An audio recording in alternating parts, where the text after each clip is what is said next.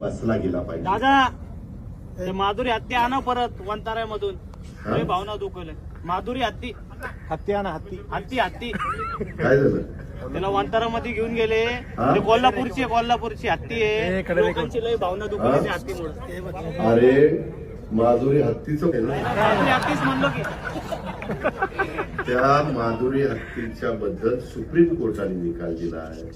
आपण संविधान कायद्याने देश चालवतो. तुला आठवत असेल माग आपल्या आता ही हत्ती त्याच्यामध्ये कायदा सुरू केलाय.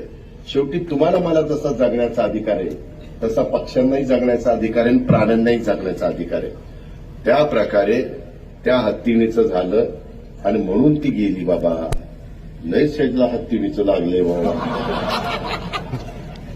तुला एकदा कुठं तरी हत्तीणीवर बसवतोस, परंतु तू चांगल्या भावनेनं बोलला असेल.